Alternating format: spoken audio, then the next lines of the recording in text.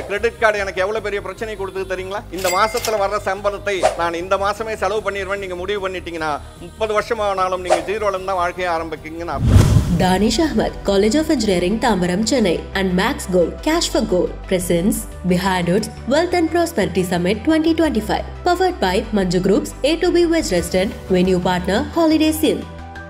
ஜீரோல இருந்து கோடிகளை தொட்டேன், திரும்பி ஜீரோக்கு வந்தேன். அந்த ஜீரோக்கு வரும்போது என்னோட மனநிலை எப்படி இருந்ததுன்னா, என்னை சுற்றி நிறைய பேர் ஏமாத்தினாங்க, திரும்பி நம்மளால மேலே போகும் என்ற எண்ணத்தில் தான் நான் வந்து ஸ்டாக் மார்க்கெட்டை என்ன கேட்பாங்க, ஸ்டாக் மார்க்கெட் என்ன சூதாட்டமா? சூதாட்டம்னு எதுவுமே கிடையாதுங்க, ஜெயிக்கிறது தான் இங்கே மெயின். எதுக்காக எல்லாம் பரபரப்பாக ஓடிக்கிட்டு இருக்காங்க? நீங்கள் ஐஏஎஸ் படித்தாலும் ஐபிஎஸ் படித்தாலும் அரசியல்வாதியாக இருந்தாலும் எதை நோக்கி ஓடிக்கிட்டு இருக்காங்க? பணம் தான். பணம் தாண்டி என்ன இருக்கும் வாழ்க்கையில்? ஒரு சிறிய விஷயமா தான் இருக்கும். இந்த மாதம் வர சம்பளத்தில் ஒரு பகுதியை நான் சேர்க்குறேன் அப்படின்னு நீங்கள் சேர்த்தீங்கன்னா 30 வருஷம் கழிச்சு நீங்கள் இன்னொரு பெரிய இடத்துல நீங்கள் இருக்க போறீங்கன்னு அர்த்தம். சேமிப்புன்றது இங்கே முக்கியங்க. சேமிக்கும் போது எந்த கணக்கும் போடாதீங்க. இன்னைக்கு 50 ரூபா 100 ரூபாயில் கூட நல்ல ஸ்டாக்ஸ் இருக்குங்க. நீங்க எல்லாம் படிச்சிருக்கீங்க, ஸ்டாக் மார்க்கெட்டுக்குள்ள இன்வெஸ்ட்மெண்ட் கண்டிப்பா இருக்கணுங்க. ரயில்வே ஸ்டாக்ஸ் இருக்குங்க. ரயில்வே என்ன ஆகும்? நான் நிறைய இடத்துல சொல்றது, ஆங்கிலோ இந்தியன் காலத்துல போட்ட ட்ராக்ல தான் இன்னும் ட்ரெயின் ஓடிக்கிட்டு இருக்கு. இன்னும் எவ்வளவு டெவலப் ஆக வேண்டிய விஷயங்கள் இருக்குங்க. சந்தை வாரத்தில் 2 நாள் தான் ஒரு டைரக்ஷன்ல போகுங்க. ஒரு நாள் மேலே போகும், ஒரு நாள் கீழே வருங்க. இதுல பை அண்ட் செல் இருக்கு, செல் அண்ட் பை இருக்குங்க. இதை சூதாட்டமா பண்ண பாக்குறாங்க. சூதாட்டத்துக்கும் வியாபாரத்துக்கும் என்ன தெரியுங்களா வித்தியாசம்? 100 ரூபாய் போட்டு 10 ரூபாய் எதிர்பார்த்தா வியாபாரம், 100 ரூபாய் போட்டு 500 ரூபாய் எதிர்பார்த்தீங்கன்னா சூதாட்டம். உலகத்துல எங்க எந்த செய்தி வந்தாலும் முதல்ல உடனடியாக பாதிக்கிற இடம் எதுன்னா ஸ்டாக் மார்க்கெட் தான். ஆனால் பாதிச்ச உடனே அகைன் அடுத்த வேகமா போற இடம் எதுனாலும் ஸ்டாக் மார்க்கெட் தாங்க. அடுத்தவர்களை கம்பேர் பண்ணாதீங்க. அவர் என்ன போன் வச்சிருக்கார், அவர் என்ன பைக் வச்சிருக்கார், அவர் என்ன கார் வச்சிருக்கார், அதெல்லாம் அவங்கவுங்க பிரச்சனைங்க. ஏன்னா ஸ்டாக் மார்க்கெட் மாதிரி ஒரு பெரிய லாபத்தை கொடுக்குற எந்த ஒரு விஷயத்தையும் நீங்க பார்க்க முடியாது உலக அளவுல. Danish Ahmed College of Engineering, Tambaram, Chennai மற்றும் Max Gold, Cash for Gold presents Behind Hoods Wealth and Prosperity Summit 2025, powered by Manju Group's A2B Wedge Restaurant, venue partner Holiday Inn. அனைவருக்கும் வணக்கம். படிப்பாக இருந்தாலும் வியாபாரமாக இருந்தாலும் இலக்கு இல்லைன்னா அது நம்மளை வந்து உயர்த்தாதுங்க. அதுக்கு உதாரணம் நான் தான். உங்களை மாதிரி சின்ன ஏஜில் 23 வயசில் வந்து என்னோடய வியாபாரத்தை தொடங்குறேங்க. நான் வியாபாரம் தொடங்கும்போது பார்த்திங்கன்னா எல்லாமே அப்போ தான் வளர்ந்து வந்துக்கிட்டு இருக்குங்க. நான் கம்ப்யூட்டர் ஸ்டேஷ்னரி மேனுஃபேக்சராக என்னோடய லைஃப்பை ஸ்டார்ட் பண்ணுறேன். நிறைய பணம் கிடைக்குதுங்க, நிறைய ஆர்டர்ஸ், கவர்மெண்ட் ஆர்டர்ஸ், நிறைய பணம் வந்துக்கிட்டே இருக்குங்க. பிஸ்னஸை பற்றி எங்களுக்கு முழுமையாக தெரியுமான்னா எதுவும் தெரியாது. இந்த பணம் கிடைச்ச உடனே அந்த கான்டாக்ட்ஸில் என்ன ஆகுதுங்க, உடனே இன்னொரு வியாபாரம். அமிர்தாஞ்சனோட ஓல்டு டிஸ்ட்ரிபியூட்டராக நாங்கள் வந்து C&F மாறுறோங்க. அது என்ன, அது எப்படி விற்கணும், அது எவ்வளோ பேர் வாங்குவாங்க, இது எதுவுமே தெரியாதுங்க. பணம் இருக்குங்க, உடனே இன்னொரு பிஸ்னஸ் ஆட் பண்ணுறாங்க. ஆர்பிஜின்னு ஒரு ஏர்செல் இந்த மாதிரிலாம் இருக்குது இல்லையா, ஸ்கை. அப்போ வந்து ஸ்கை செல், ஆர்பிஜி தான் நம்பர் 1ங்க. அதை கொண்டு வந்து ஒருத்தர் சொல்கிறாருங்க, நீங்கள் வந்து நிறைய செல்சிட்டி போடுங்க, இது பெரிய பூமா வர பிஸ்னஸ்ன்றாங்க. அது என்னன்னே தெரியாதுங்க. உடனே அதில் போய் நான் இன்வெஸ்ட் பண்ணுறேங்க. ஏன்னா பணம் இருக்குங்க. அப்போ வந்து பார்த்திங்கன்னா பேங்க் ஆஃப் இந்தியாவில் போய் லோன் கேட்குறேன், நிறைய பணம் கொடுக்க ஆரம்பிக்கிறாங்க. இது நான் ஆரம்பிக்கும் போது 23 வயசுங்க. தொட்டதெல்லாம் பணமாக இருக்குது, நாலேஜ் கிடையாதுங்க. பிஸ்னஸ் வளர்ந்து போதுங்க. Credit cards, American Express, Diners card தேடி வந்து கொடுக்குறாங்க. அப்போல்லாம் வந்து டர்ன் ஓவர் பார்த்துட்டு வந்து விசிட்டிங் கார்டு மாதிரி கொடுப்பாங்க. 16 lakhs 20 lakhs இன்டர்நேஷ்னல் கார்டு இந்த மாதிரிலாம் வருது. நம்ம தான் உலகத்திலே பெரிய கோட்டீஸ்வரன்ற நினப்பு எனக்கு வந்துருச்சுங்க. நம்மளை வந்து மீட் பண்ண ஆளே இல்லை அப்படின்ற ஒரு கனவு வந்துருச்சுங்க. அப்போ என்ன ஆகுதுங்க, சாதாரணமாக போய் ஒரு சின்ன ஹோட்டலில் சாப்பிட்ணுன்னா மனசு தாங்கலைங்க. நேராக ஸ்டார் ஹோட்டல் தான் போகிறதுங்க, அங்கே தான் போய் சாப்பிட்றதுங்க. இது என்ன ஆகுதுன்னா வீண் ஆடம்பரம் வந்து பெருசாகிடுச்சு. நான் ஒரு கிராமத்திலேருந்து நகர்ந்து வந்தவன். இங்கே ஒரு புது பணத்தை பார்த்த உடனே அர்த்தராத்திரியில் கொடைபிடிப்பாங்கன்னு சொல்லுவாங்க தெரியுங்களா, அந்த மாதிரி ஒரு உத்வேகம் வந்துருச்சுங்க. என்னோட எப்போ பாரு ஒரு 10 பேரை கூட்டிக்கிறதுங்க. அப்போவே வந்து பார்த்திங்கன்னா பர்மா பஜாருக்கு போகிறதுங்க, சவுகார்பேட் போகிறதுங்க. 1 லட்ச ரூபா ஃபோன், O2 ஃபோனுங்க.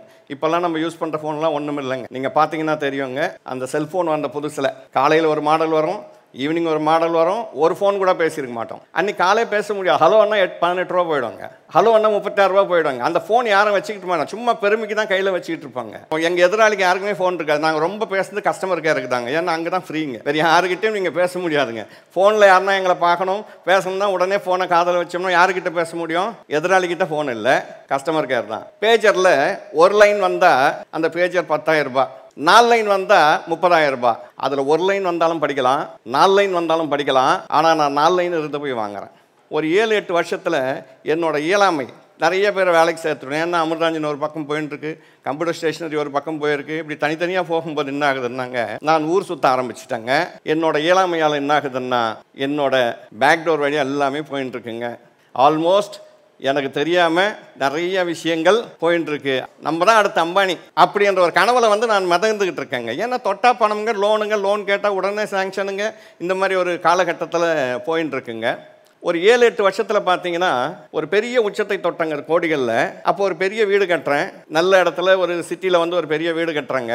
மேலே போகிறேன், ஒரு ஸ்டேஜில் பார்த்தீங்கன்னா பேங்க் ஆஃப் இந்தியாவிலேருந்து நோட்டீஸ் வருதுங்க, உங்கள் வீடு ஜப்தி. நேற்று வரைக்கும் எனக்கு தெரியாதுங்க என் வீடு ஜப்தின்ட்டுங்க. அவங்க பேப்பர்லாம் கொடுத்துட்டாங்க, அதை கூட நான் பார்க்கலங்க. என்னோட வீடு ஜப்தியாக வந்து கூட நான் பார்க்கலங்க. அந்த அளவுக்கு நான் வந்துங்க இருந்தேங்க. வீட்டை விட்டு வெளியே போக வேண்டிய சூழல் வந்துருச்சுங்க. அப்போ என்னோட சன் இங்கே உட்காந்துக்கிட்டு இருக்காருங்க. ரொம்ப சின்ன வயசுங்க, என்னோட 2 பசங்களும் சின்ன குட்டி பசங்கள். பெரிய போராட்டத்துக்கு அப்புறமா சேர்மன் கிட்ட பேசிங்க நான் 1 வருடம் டைம் கேட்டேங்க. ஜீரோவில் இருக்கேன்னா 1 வருஷத்துக்குள்ளே என்னோட பணத்தை நான் கட்ட வேண்டியது கோடிக்கணக்கில் இருக்குங்க. ஏன்னா எனக்கு ஒரு பக்கம் மட்டும் இல்லை, பேங்க்லங்க, மார்கதரி சீட், ஸ்ரீராம் சீட், இப்படி பல இடத்துலேருந்து எனக்கு வந்து கடன் தொல்லைகள் இருக்குங்க. நான் யாருக்கெல்லாம் பணம் கொடுக்கணுமோ அவங்கெல்லாம் என்னை வந்து கேட்குறாங்க. ஆனால் எனக்கு யார் பணம் தரணுமோ, சப்ளையர்ஸாக இருந்தோம் இல்லையா, அவங்கெல்லாம் ஒதுங்கி போகிறாங்க, யாரும் கொடுக்க மாட்டேன்றாங்க. பணத்தோட வழி அப்போ தான் எனக்கு வந்து தெரிஞ்சதுங்க. ஒரு ஸ்டேஜில் 1 வருஷத்துக்கு வந்துங்க நான் டைம் கேட்குறேங்க. அந்த சேர்மன் அக்செப்ட் பண்ணிக்கிட்டு 1 வருஷத்துக்குள்ளே நீங்கள் பணம் கட்டிட்டீங்கன்னா இந்த வீடு உங்களுக்கு, இல்லைன்னா ஆக்ஷன். அதுக்கு ஒரு மார்ஜின் அமௌண்ட் கட்ட சொன்னாங்க. ஒரு 2 லட்ச ரூபாய் கட்டிட்டு 1 இயர் டைம் கொடுக்குறேன்னாங்க. கட்டியாச்சுங்க. இந்த 89ல் நான் ஸ்டார்ட் பண்ணும்போது நிறைய வியாபாரங்கள் பண்ணேன். ஹோட்டல் ஆரம்பித்தேன், ரயில்வே கான்ட்ராக்டராக இருந்தேன், எல்லாம் இருந்தேன். எல்லாமே ஜீரோக்கு தான் வந்து நின்றுது. ஏன்னா அந்த தொழிலை பற்றி எதுவும் தெரியலங்க. தெரியாத தொழிலை பண்ணும்போது அது ஜீரோ தான் முடியுங்க. அப்போ நான் வந்துங்க கேம்ஸ்னு ஒரு கம்பெனிங்க, இன்றைக்கி எல்லாருக்கும் தெரிஞ்சிருக்கும், கம்ப்யூட்டர் ஏஜ் மேனேஜ்மெண்ட். இந்த கம்பெனியில் நான் வந்து ஒரு சப்ளையராக இருந்தேன். அப்போ அந்த டைரக்டர்ஸ் எல்லாம் எனக்கு ரொம்ப க்ளோஸ் ஃப்ரெண்ட்ஸ் ஆகிட்டாங்க. அவங்க தான் வந்து பார்த்தீங்கன்னா இந்த கம்ப்யூட்டரில் அப்போ வந்து ஃபிசிக்கல் சர்டிஃபிகேட்டுங்க, அந்த ஃபிசிக்கல் சர்டிஃபிகேட்டை நாங்கள் பிரிண்ட் பண்ணி கொடுப்போம் கம்ப்யூட்டர் ஸ்டேஷனரியில். அவங்க அதை அலர்ட் பண்ணி கொடுப்பாங்க. அது மூலிமா அவர் வந்து எனக்கு வந்து பழக்கமாகி நான் மெட்ராஸ் ஸ்டாக் எக்ஸ்சேஞ்ச் நான் வந்து மெம்பராக சேர்றாங்க. செகண்ட் லைன் பைச்சில் இன்றைக்கும் இருக்குது. அன்றைக்கி வந்து என்எஸ்சி பிஎஸ்சி எல்லாம் இல்லைங்க. அப்போ Madras stock exchange, Coimbatore stock exchange, இப்படி ஒவ்வொரு ஊருக்கும் ஒரு எக்ஸ்சேஞ்ச் இருக்குங்க. அந்த மாதிரி அங்கே ஒரு எக்ஸ்சேஞ்சில் போய் நான் அவங்க மூலிமா தான் மெம்பர் ஆகி சில இன்வெஸ்ட்மெண்ட்ஸ் எல்லாம் போட்டு வச்சுருந்தாங்க. இந்த ஜீரோ ஆகும்போது நான் போட்டு வச்சிருந்த இன்வெஸ்ட்மெண்ட்ஸ் தான் சம் லேக்ஸாக எனக்கு கிடைச்சதுங்க. இப்போ நான் முடிவு பண்ணேன், இதுதான் என்னோட வாழ்க்கையை அடுத்த நிலைக்கு கொண்டு போக போகுது. இல்லைனா வீடு போச்சு, வீட்டை வேற நான் வந்துங்க ரொம்ப சௌகரியமாக குழந்தைங்களை வந்து பெரிய அளவில் வந்து என்னெல்லாம் அவங்க எதிர்பார்த்தாங்களோ அந்த மாதிரி நான் வாழ வச்சுட்டேங்க. இப்போ மோசமான சூழலில் கொண்டு வந்து நிறுத்தியிருக்கேங்க. இப்போ என்னோட நோக்கம் எங்கே இருக்குன்னா அந்த வீட்டை அடையணும், திரும்பி நான் எதையெல்லாம் விட்டணும் அதே மாதிரி என்னோட லைஃப் ஸ்டைலை நான் மாற்றணும், என் குழந்தைகளையும் மனைவி வந்து நான் மேல் நோக்கி கொண்டு வரணுன்றது தான் என்னோட ஃபோக்கஸாக இருக்குது. ஆனால் இருக்கிற பணம் ரொம்ப சின்னதுங்க. அப்போ அந்த காலகட்டத்தில் ஸ்டாக் மார்க்கெட்டை பற்றி பெரிய நாலேஜ் இல்லை. அப்போ தான் அந்த ஹர்ஷத் மேத்தாவெல்லாம் அரெஸ்ட் பண்ணுறாங்க, பெரிய ப்ராப்ளம் எல்லாம் நடந்தது. அதை தாண்டி நல்ல முதலீடுகள் எனக்கு இருந்ததுனால ஓரளவுக்கு சம் லேக்ஸ் வந்து அதில் இருந்ததுங்க. கடைசியாக இருந்த பணம் அதுதான். அதை வச்சு தாங்க மும்பை, டெல்லி ஒரு என்ன சொல்கிறதுங்க ஒரு அழுத்தம் வந்துருச்சுங்க. எப்படியாவது நம்ம வந்து மேல் நோக்கி வரணும். ஏன்னா நான் ஜீரோலேருந்து லைஃபை ஆரம்பித்தேன், ஜீரோலேருந்து கோடிகளை தொட்டேன், திரும்பி ஜீரோக்கு வந்தேன். அந்த ஜீரோக்கு வரும்போது என்னோட மனநிலை எப்படி இருந்ததுன்னா, இந்த தவறுகளுக்கு யார் மேலேயும் நான் வந்து பொறுப்பு கொடுக்கலங்க. என்னை சுற்றி நிறைய பேர் ஏமாத்தினாங்க, ஆனால் அவங்க ஏமாத்துறதுக்கெல்லாம் நான் தான் பொறுப்பாக இருந்தாங்க. அப்போ இதோட தவறு யாருதுங்க? எழுந்துதாங்க. அப்போது அதுக்கு உண்டான எல்லா விதமான விஷயத்தையும் நான் அக்செப்ட் பண்ணிக்கிட்டாங்க. ஓகே, நம்ம தான் தவறு. ஆனால் ஒரே ஒரு விஷயம், வயசு இருக்குங்க. நம்ம ஜீரோவில் ஆரம்பித்தோம், மேல் நோக்கி போனோம், திரும்பி ஜீரோக்கு வந்திருக்கும். அப்போ வயது பார்த்தீங்கன்னா ஆல்மோஸ்ட் எனக்கு 29-30 வயசுக்கிட்ட இருக்காங்க. திரும்பி நம்மளால் மேலே போகும் என்ற எண்ணத்தில் தான் நான் வந்து ஸ்டாக் மார்க்கெட்டை தொடர்றேங்க. இந்த ஸ்டாக் மார்க்கெட்டுக்கு உந்துதலாக இருந்ததுங்க கேம்ஸ் என்ற நிறுவனம் தாங்க. அந்த நிறுவனத்தின் மூலமா தான் நான் வந்து இன்வெஸ்ட்மெண்ட்டுக்குள்ளே வரேங்க. அங்கேருந்துங்க போகிறேங்க. அப்போ தான் 94ல் இன்ட்ராடே என்ற ஒரு கான்செப்ட் வருதுங்க. இன்வெஸ்ட்மெண்ட் வந்து பெருசாக வந்துக்கிட்டு இருக்குங்க. எங்கிட்ட இருக்கிற பணத்தை சின்ன சின்னதாக முதலீடு பண்ணிங்க, பெருசாக ஒன்றும் கிடைக்கலங்க. அதுக்கோட சேர்ந்து என்ன பண்ணுறேன், எனக்கு கொடுக்க வேண்டிய சப்ளையர்ஸ் எல்லாம் இருக்காங்கல்ல, அவங்கக்கிட்டெல்லாம் போய் கெஞ்சி கூத்தாடிங்க, எல்லா விதத்தையும் பார்த்து ஓரளவுக்குங்க அந்த 1 இயரில் பார்த்தீங்கன்னா ஒரு 60% ஆல்மோஸ்ட் பேங்க்கு கட்டிட்டாங்க. என்னோட குட்வில்ல பார்த்து இன்னொரு 1 இயர் டைம் கேட்டாங்க. அந்த 1 இயருக்கு முன்னாடியே நான் 6 மந்த்தில் வந்து முடிச்சுட்டு திரும்பி அதே வீட்டை வந்து நான் மீட்டாங்க. அதுக்கு அடிப்படை காரணம் என்ன தெரியுங்களா? அது வரைக்கும் நான் எடுத்த வியாபாரங்கள் எல்லாம் புரிதல் இல்லாமல் இருந்ததுங்க. நான் என்ன பண்ணுறேன்னே எனக்கு தெரியலங்க. பணம் வரதெல்லாம் வியாபாரம்னு நினச்சிக்கிட்டேங்க. அப்போது இதுக்கு மட்டும்தான் எனக்கு ஒரு இலக்கு இருந்ததுங்க. ஸ்டாக் மார்க்கெட்டுக்கு மட்டும்தான் நான் ஒரு இலக்கோட போனேன். நான் சொன்னேன் பார்த்தீங்க, இலக்கு இல்லாமல் இருந்தால் நம்ம உயரவே முடியாதுங்க. அந்த இலக்கு அங்கே தான் எனக்கு கிடைச்சதுங்க. இனிமேல் இதுதான் என்னோட வாழ்க்கை, இதுதான், இதை வச்சு தான் நம்ம மேலே போக போகிறோன்னு ஒன்று. அப்போ அதுக்குள்ளே என்னெல்லாம் இருக்கோ அதை வந்து நான் தேட ஆரம்பித்தேங்க. அதுக்காக நிறைய சுத்தனங்க. அதுக்காக அந்த சந்தையில் இருக்கிற பெரிய பெரிய ஜாம்பன்கள்லாம் சந்தித்தேங்க. அப்போ சந்திக்கும் போது தான் எனக்குன்னு சில ஃபார்முலாஸை ரெடி பண்ணுறேங்க. 2013 நம்ம கவர்மெண்ட் ஆஃப் இந்தியாவில் வந்துங்க என்னோடய ஸ்ட்ராட்டஜி வந்து நான் வந்துங்க காப்பிரைட் பண்ணியிருக்கேன். இன்றைக்கி அது பல பேருக்கு வந்து பயன்பட்டுக்கிட்டு இருக்கு, எனக்கும் பெரிய அளவில் வந்து பயன்பட்டுக்கிட்டு இருக்குங்க. அப்போ என்னென்னா எதுவாக இருந்தாலும் இலக்குன்றது ரொம்ப முக்கியங்க. அதை தாண்டி படிப்புன்றது ரொம்ப முக்கியம். ஏன்னா இன்றைக்கி இருக்கிற துணி கடை தான், எல்லா நகை கடையும் அன்றைக்கும் இருந்தது, துணி கடை எல்லாம் இருந்ததுங்க. ஆனால் இன்றைக்கி அதோட வளர்ச்சி பார்த்தீங்களா, அந்த வளர்ச்சி எங்கேருந்து தெரியுங்களா வந்தது? உங்களை மாதிரி MBA படித்தவங்களால் தான் வந்ததுங்க. நீங்கள் இல்லைன்னா அந்த வளர்ச்சி இன்னும் அண்ணாச்சி ஒரே கடையோட தான் உட்காந்துக்கிட்டு இருக்கணும், இன்னும் அவர் ஒரு சின்ன கடையில் தான் உட்காந்துருக்கணும். உங்களோட வளர்ச்சி உங்களோட படிப்பு தாங்க இன்றைக்கி அவ்வளோ பெரிய நாலேஜை கொடுத்ததுங்க. அந்த படிப்பு தான் என் சன் வந்ததுக்கு அப்புறமா தான் என்னோடய பிஸ்னஸ் வந்துங்க அடுத்த லெவலுக்கு போச்சுங்க. அப்போ படிப்பு வந்து ரொம்ப முக்கியமான விஷயம். தெரிஞ்ச வியாபாரத்துக்கு நீங்கள் 10,000 போட்டால் 20,000 மாறும். தெரியாத வியாபாரத்துக்கு 1 கோடி போட்டாலும் 0 ஆகும். என்ன கேட்பாங்க, ஸ்டாக் மார்க்கெட் என்ன சூதாட்டமா? சூதாட்டம்னு எதுவுமே கிடையாதுங்க, ஜெயிக்கிறது தான் இங்கே மெயின். நீங்கள் தெரியாத வியாபாரத்தில் மவுண்ட் ரோடில் கொண்டு போய் 1 கோடி கடை வச்சு பாருங்க, 0 தான் ஆகும். அப்போ 0 ஆச்சுன்னா சூதாட்டம் இல்லையா? அப்போ பார்க்கணுங்க, படிப்பு ரொம்ப முக்கியமானதுங்க. அதை தாண்டி அம்பானிகள்லாம் உருவாக்கி அனுப்பணும் கிடையாதுங்க, உருவானவர்கள் தான். நமக்கு எண்ணங்கள் தான் ரொம்ப முக்கியம். 23 வயசில் என்னோட லைஃப்பை ஸ்டார்ட் பண்ணேன். இன்றைக்கி என்னோடய வயசு என்னங்க, 63ங்க. ஆனால் இந்த 63 வயசுலையும் என்னோட தவறுகள் எது நடந்தாலும் என்னை மட்டும்தான் நான் அக்செப்ட் பண்ணிப்பேனே வழிய நான் யார் மேலேயும் குறை சொல்ல மாட்டேங்க. எங்கிட்ட ஏதோ தவறு இருந்தால்தான் அவங்க தவறு பண்ணுறாங்க. நான் ஒரு கல்லூரிக்காக போயிருந்தேங்க மீட்டிங்க்கு. அப்போ நான் சொன்னேன், நீங்கள் வெளியே போகும்போது நான் வந்து TCSல வேலைக்கு போகிறேன், HCLல வேலை போகிறேன் அப்படின்னு சொல்லாதீங்க. இதிலிருந்து யாராவது ஒரு 4 பேர் இன்ஃபோசிஸ் நாராயணமூர்த்தி மாதிரி ஆக போகிறாரு, அந்த எண்ணம் வரணுங்க. எண்ணங்கள் தான் வாழ்க்கை. ஆனால் இலக்குன்னு நான் சொன்னேன் பார்த்தீங்களா, அந்த இலக்கு வந்து எப்படி இருக்கணும்னா, எனக்கு கார் வாங்கணும்னு ஆசை. நான் புரசவாக்கத்துலேருந்து செகண்ட் லைன் பீச்சுக்கு நடந்து தான் போவேன். பஸ் இருந்தது, அதை நடந்து தான் போவேங்க. ஏன் தெரியுங்களா, அந்த நடந்து போகும்போது அந்த சிந்தனை வந்துங்க ரொம்ப ஒரு எப்படி சொல்கிறதுங்க, நம்ம என்னெல்லாம் நினைக்கணுமோ, நம்ம என்னெல்லாம் அடையணும்னு நினைக்கிறோமோ அது நடந்து போகும்போது நினைக்கும்போது அது ஒரு பெரிய புது தெம்பை வந்து கொடுக்குதுங்க. அப்போ நான் வந்து நடந்து தான் போவேன், மார்க்கெட் முடிச்சுட்டு திரும்பி நான் நடந்து தான் வருவேங்க. அப்போது என்னோட எண்ணம் அப்போ வந்து வெறும் அம்பாசிடரும் ஃபியட்டும் தான் இருக்குவாங்க அந்த காலகட்டத்தில். இப்போ எனக்கு ஒரு கார் வாங்கணும்னு ஆசைங்க. அப்போ கார் வாங்கணும்னு ஆசை, ஆனால் இப்போ நான் எங்கே இருக்கேன், நடந்து போயின்னு இருக்கேங்க. நல்லா புரிஞ்சுக்கணுங்க. அப்போ நான் முடிவு பண்ணேங்க, நம்ம கார் வாங்கணும், ஆனால் இப்போ நான் நடந்து போயின்னு இருக்கேன். கார் வாங்கணும்னு நினச்சி டெய்லி நான் நடந்து போனால் அது நிறைவேறாத ஆசையாக மாறி போயிடுங்க. அப்போ நான் கார் வாங்கணும், இப்போ நான் நடந்து போயின்னு இருக்கேன். இப்போ எனக்கு உடனடியாக என்ன தேவைன்னா சைக்கிள் தான் தேவைங்க. ஏன் தெரியுமா, சைக்கிளை வாங்கினா கொஞ்சம் வேகத்தை கூட்டுறேன் கார் வாங்கிறதுக்காகங்க. நான் சைக்கிள் வாங்கிக்கிட்டு போகிறேங்க, அப்போ என் பக்கத்தில் போகிற அம்பாசிடர் ஃபியட்டெல்லாம் எனக்கு ரொம்ப சின்னதாக தருதுங்க. ஏன்னா நான் சைக்கிள் வாங்கிட்டேன்ல. அடுத்துங்க 2 வீலர். எதுக்கு தெரியுங்களா 2 வீலர் வாங்கினேன், இன்னும் கொஞ்சம் வேகத்தை கூட்டுறேன். எதுக்கு போகிறேன், என்னோட மெயின் டார்கெட் எது, காருங்க. இப்போ நான் வேகத்தை மெதுவாக கூட்டுறேன், நடந்து போகிறேன், அதுலேருந்து சைக்கிளுக்கு மாறுறேன், சைக்கிள்லேருந்து 2 வீலருக்கு மாறுறேன். நான் நினைக்காமலே காருக்கு போயிட்டேங்க. இன்றைக்கி எனக்கு ஒரு கார் ஒரு பெரிய பிரச்சனை இல்லை. ஆனால் நான் கார் வாங்கணும்னு நினச்சிக்கிட்டே இருந்தேன்னா கார் வாங்கியிருக்க முடியாது. அப்போ உங்களை உற்சாகப்படுத்துகிற டார்கெட் பக்கத்தில் வைங்க. சார் இப்போ இவ்வளோ இன்வெஸ்ட் பண்ணால் இத்தனை வருஷத்தில் எவ்வளோ கிடைக்கும், அதை மைண்டில் வைக்காதீங்க. எவ்வளோ கிடைக்குமன்றது முக்கியம் இல்லை, இப்போ இருக்கிற பணத்தை இன்வெஸ்ட் பண்ணுங்க. நான் 1 லட்ச ரூபா கொடுத்து ஒரு இடம் வாங்கினேங்க, இன்னைக்கு கோடிகளுக்கு போதுன்னா அன்றைக்கி நான் இந்த 1 லட்ச ரூபாய் என்ன ஆயிருக்கும் நான் நினச்சிருந்தா இன்வெஸ்ட் பண்ணியிருக்க முடியாதுங்க. அப்போது எவ்வளோ கிடைக்குமன்றது இங்கே முக்கியம் கிடையாதுங்க, முதல்ல ஆரம்பிங்க. ஆரம்ப புள்ளி வந்து இங்கே ரொம்ப முக்கியமான விஷயமா இருந்துகிட்டு இருக்குங்க. நம்மளோட இலக்குகள் வந்து ரொம்ப முக்கியமான விஷயம். பணம் வந்து ரொம்ப முக்கியமானதுங்க. ஏன்னா நான் பாதிக்கப்பட்டவன், லட்சங்களை பார்த்துட்டு 50 100க்காக நான் கஷ்டப்பட்டிருக்கேன். அப்போ நான் பாதிக்கப்பட்டிருக்கேன்.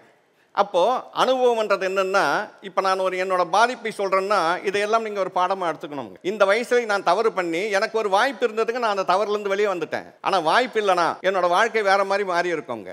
பணம் இருக்குன்னு யாரும் சினிமா எடுத்துட முடியாதுங்க. நிறைய பேர் சொல்லுவாங்க, பணம் அம்மாவை கொடுக்குமா அப்பாவை கொடுக்குமா, எதுக்கு அப்பாவை கொடுக்கணும், எதுக்கு அம்மாவை கொடுக்கணும்? இது யார் தெரியுமா சொல்லுவாங்க?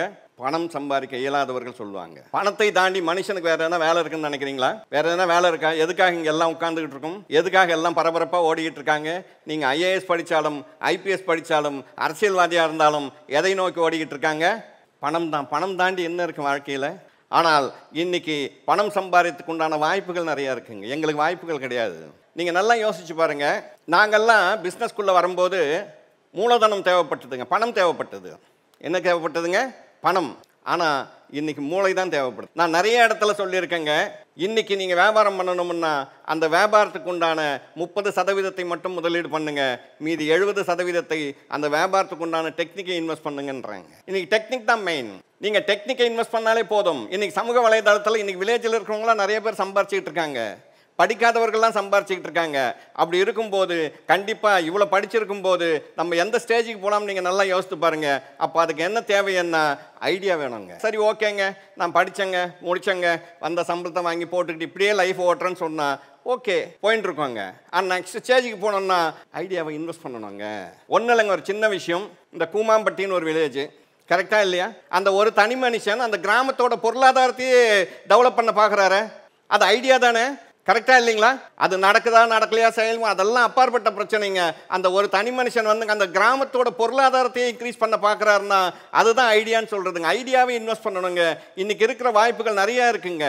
அதே மாதிரி நிறைய பேர் சொல்லுவாங்க, பணம் சம்பாரிச்சிட்டா போதுமா, பணம் இருந்தால் எல்லாம் சாதிச்சிட முடியுமான்னு கேட்பாங்க. பணம் எதுக்கும் தீர்வு கிடையாதுங்க. ஆனால் பணம் உங்கள் கையில் இருந்தால் நம்பிக்கை வரும், அவ்வளோதான், வேற ஒன்றுமே கிடையாது. நம்பிக்கைக்கு பணம் ரொம்ப முக்கியங்க. பணம், பதவி, படை, இந்த மூணும் ஒரு மனுஷனை காப்பாற்றுமோன்னா வாழ்நாளில் காப்பாற்றாதுங்க. காப்பாற்றுமோன்னா நமக்கு தெரிஞ்சு எத்தனையோ அரசியல்வாதிகள் எல்லாம் அது காப்பாத்திச்சா? இல்லையே. எத்தனையோ தொழிலதிபர்கள் அது காப்பாத்திச்சா? காப்பாற்றாதுங்க. ஆனால் இருக்கும் நாள் வரை பணம் வேணுங்க. பணம் தானுங்க ரொம்ப முக்கியம். ஏன்னாங்க பணம் இல்லைனா இன்றைக்கி எதுவும் பண்ண முடியாதுங்க. பணம் சம்பாதிப்பதற்கு உண்டான வாய்ப்புகள் இன்றைக்கி நிறையா இருக்குங்க. நிறைய வாய்ப்புகள் கொட்டி கிடக்குதுங்க. ஆனால் உங்களோட மூளையை கொஞ்சம் அதிகப்படியாக சிந்திக்க விடணுங்க. வேற ஒன்றுமே கிடையாதுங்க. MBA படிச்சிருக்கீங்க, நாங்கள்லாம் சொல்கிறோம், எங்களை விட உங்களுக்கு பெரிய நாலேஜ் இருக்குங்க. நீங்கள் பலவிதமாக சிந்திக்கலாங்க. அப்போது கொஞ்சம் சிந்திக்கணுங்க. என்னோட படிப்பு போதும், என்னோட சம்பளம் போதும், இப்படி நீங்கள் திங்க் பண்ண ஆரம்பிச்சிங்கன்னா அடுத்த ஸ்டேஜுக்கு போக முடியாதுங்க. படிக்கிறது மட்டும் முக்கியம் கிடையாதுங்க. படித்து அடுத்த லெவலுக்கு நம்ம போனோம்னு சொன்னாங்க ஒரு குறிக்கோள் இருக்கணுங்க. அந்த குறிக்கோள் பணமாக தான் இருக்கணும். வேற என்ன இருக்குது? IAS படிச்சுட்டு என்ன பண்ண போறார், IPS படிச்சுட்டு என்ன பண்ண போறார், எல்லாம் யோசித்து பாருங்க. அப்போ எல்லாமே பணத்தை நோக்கி தான். இன்னைக்கு எந்த IAS ஆஃபீஸர் வந்துங்க ரிசைன் பண்ணார்னா அடுத்த மாசத்துல அவர் கஷ்டப்படுவார். எல்லா அரசாங்க அதிகாரியாக இருந்தாலும் சரிங்க, பிரைவேட் கம்பெனியில் ஒர்க் பண்றவங்களா இருந்தாலும் சரிங்க, ரிசைன் பண்ண முடியுமா? வேலையில் அழுத்தம் இருக்குன்ட்டுங்க அடுத்த மாசம் சம்பளம் வேணுங்க, அடுத்த மாசம் அந்த குடும்பத்தை காப்பாற்றி ஆகணுங்க. அதை தாண்டிங்க நம்ம என்ன சம்பாதிக்கிறோம்ன்றது முக்கியம் இல்லை, நம்மளை ஃபர்ஸ்ட் சந்தோஷமா வச்சுக்கணுங்க. முக்கியமான விஷயம், நான் எப்பவுமே சந்தோஷமா இருப்பேங்க. சந்தோஷமா இருந்துதான் ஆகணும். மனுஷன் எப்பவுமே சந்தோஷமா இருந்தால் நமக்கு என்ன தேவைகளோ அதெல்லாம் கிடைச்சிக்கிட்டே இருக்குங்க. சந்தோஷம்ன்றது ரொம்ப முக்கியமான விஷயம். இந்த சந்தோஷத்தை வந்துங்க உங்களுக்கு வேற யாருமே கொடுக்க முடியாது. சந்தோஷத்தையும் அமைதியும் உலகத்தில் நீங்கள் எங்கே போனாலும் யாரும் உங்களுக்கு கொடுக்க முடியாது. நீங்கள் எத்தனை தியானத்துக்கு போங்க, நீங்கள் அமைதியாக இருக்கணும்னு நினைக்கிற வரைக்கும் உங்களை யாரும் அமைதிப்படுத்த முடியாது. உங்களுக்கு சொல்லிக் கொடுக்குறவரே அமைதியாக இருக்காருன்னு உங்களுக்கு என்ன தெரியும்? தெரியாது. நீங்கள் தான் முடிவு பண்ணணும். சந்தோஷமாக இருக்கணும். ஒருத்தர் முடிவு பண்ணுறார், நான் ஆஃபீஸில் சிரித்து பேசிக்கிட்டு இருப்பேன், வீட்டுக்கு வந்தால் நான் மிலிட்டரி ரூல் ஃபாலோ பண்ணிட்டு நான் ஸ்டிப்பாக உட்காந்துருப்பேன்னா அவரை வாழ்நாளில் யாரும் சந்தோஷப்படுத்த முடியாது, சந்தோஷப்படுத்த முடியாது. ஏன் சந்தோஷமாக இருக்கணும்னு தெரியுங்களா? நீங்கள் சந்தோஷமாக இருந்தீங்கன்னா நீங்கள் எடுக்கிற முடிவுகள் எல்லாம் ரொம்ப சரியாக இருக்குங்க. நீங்கள் சோகத்தில் இருக்கும்போது எடுக்கிற முடிவுகள் தவறாகிறதுக்கு வாய்ப்பு இருக்குங்க.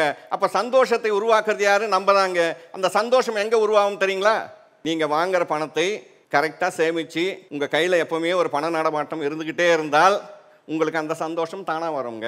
நான் முதல் மாதம் சேலரிக்கு வாங்கிட்டேங்க, உடனே கிரெடிட் கார்டை கூப்பிடுவாங்க, கார்டை வாங்கிக்கிறதுங்க, ஃப்ரெண்ட்ஸுக்கு ட்ரீட்டு கொடுக்கணும், அங்கே போகிறதுங்க, இங்கே போகிறதுங்க, வர்ற மாதமே எல்லா பணத்தையும் செலவு பண்ணுறதுங்க. ஒவ்வொரு மாதமும் ஒவ்வொரு பணம் செலவு பண்ணிவிட்டு ஒரு வருஷத்துக்குள்ளே 5 கிரெடிட் கார்டு வாங்குறது. எப்படி சந்தோஷம் வரும்? அந்த சந்தோஷத்தை நம்மளே தொலைச்சிக்கிறோங்க. இந்த கார்டு பணம் கட்ட அங்கே வாங்கி, ஏன்னா புதுசாக இங்கே வேலைக்கு போகாதவர்கள் இங்கே நிறைய பேர் இருந்துகிட்டு இருக்கீங்க. நீங்கள்லாம் முதல்லேருந்து ஆரம்பத்திலேருந்து அந்த ஒழுக்கத்தை வந்து கடைபிடிக்கணுங்க. அந்த ஒழுக்கம் தவறி போச்சுன்னு வச்சிங்க, வாழ்க்கையில் கடைசி வரைக்கும் கஷ்டப்படணுங்க. வேறு ஒன்றுமே கிடையாது, கடைசி வரைக்கும் கஷ்டப்படணுங்க. ஒரு சிறிய விஷயமாக தான் இருக்கும். ஒரு கிரெடிட் கார்டு எனக்கு எவ்வளோ பெரிய பிரச்சனை கொடுத்துக்கு தெரியுங்களா? எவ்வளோ பெரிய பிரச்சனை கொடுத்துக்கு தெரியுங்களா?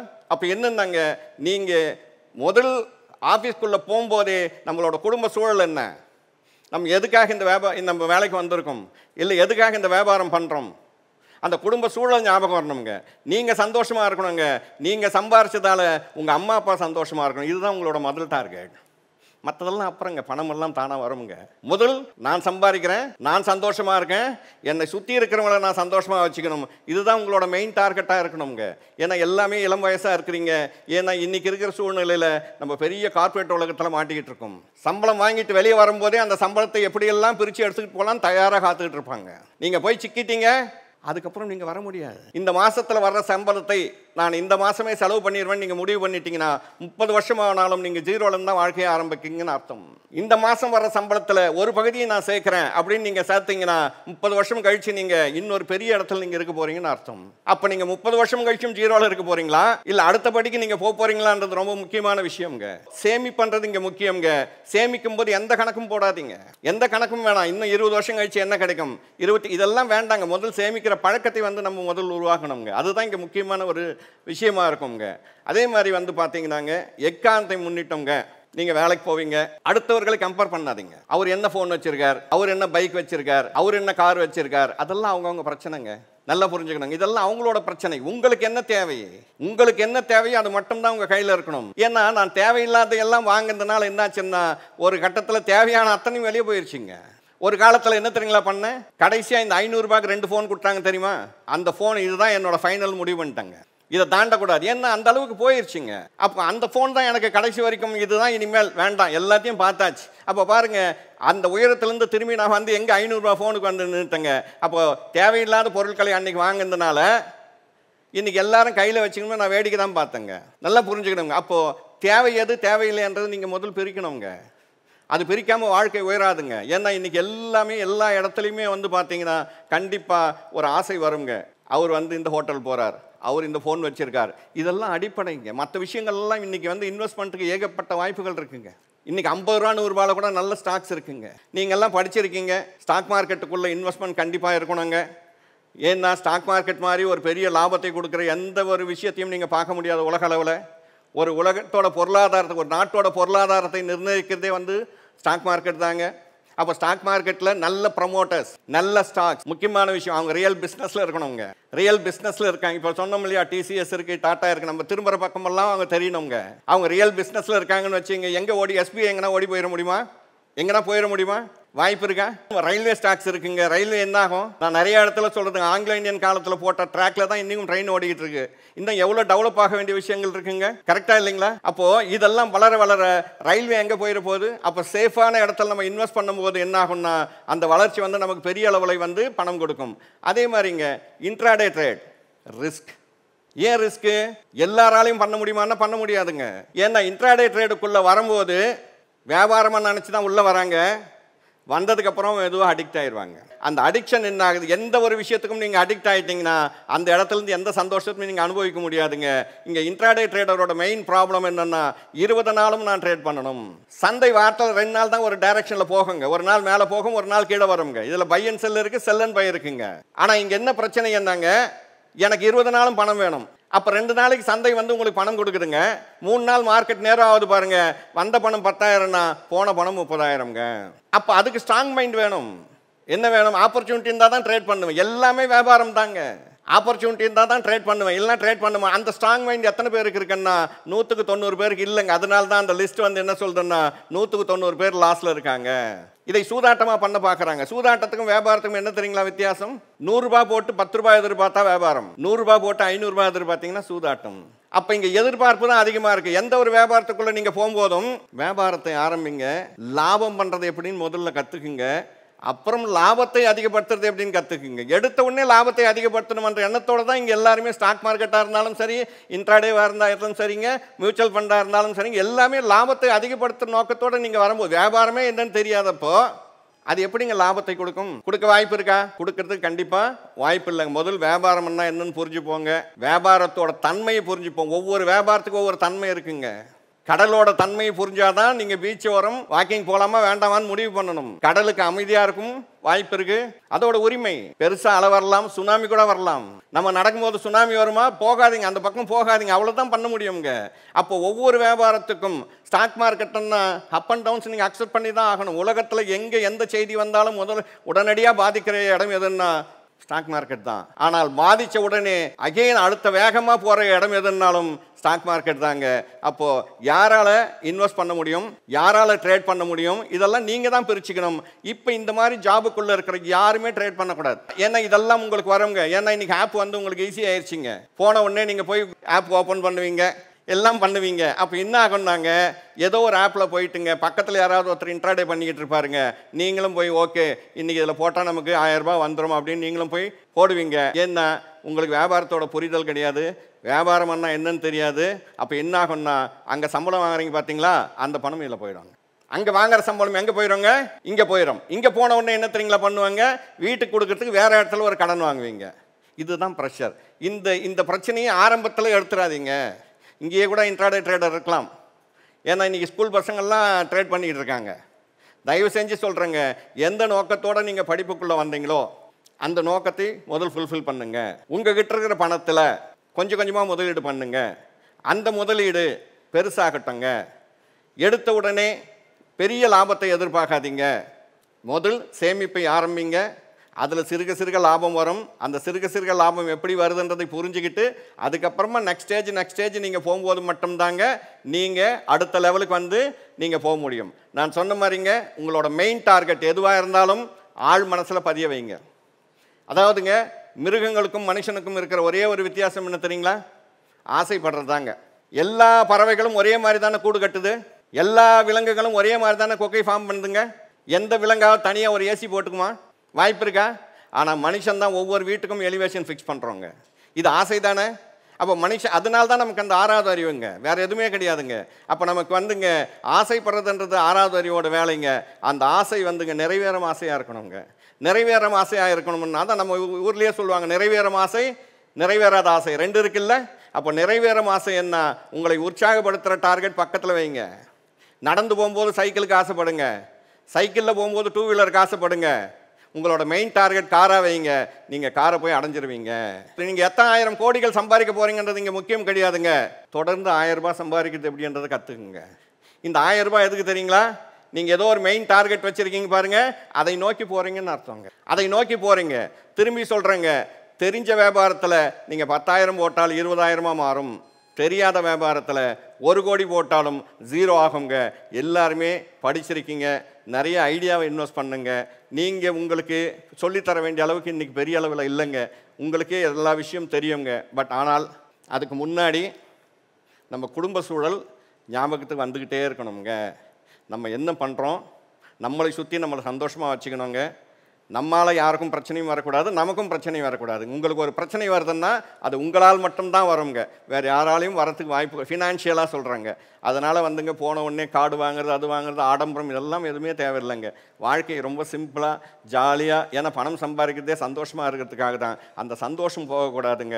அந்த சந்தோஷம் போயிடுச்சின்னு சொன்னால் நீங்கள் எவ்வளோ சம்பாதிச்சாலும் எதுவும் பலன் இல்லாமல் போயிடுங்க. அதனால் சந்தோஷமும் இருக்கணும், பணமும் சம்பாதிக்கணுங்க. அந்த எண்ணத்தில் எல்லாரும் வரணுங்க. உங்களை எல்லாம் பார்த்தீங்கன்னா அடுத்த முறை இன்னும் ஒரு 5-6 வருஷம் 10 வருஷம் கழிச்சு இதில் ஒரு 5-6 தொழிலதிபர்களை வந்து நாங்கள் வந்து பார்க்கணுமன்றது வந்து எங்களோட பெரிய கனவுங்க.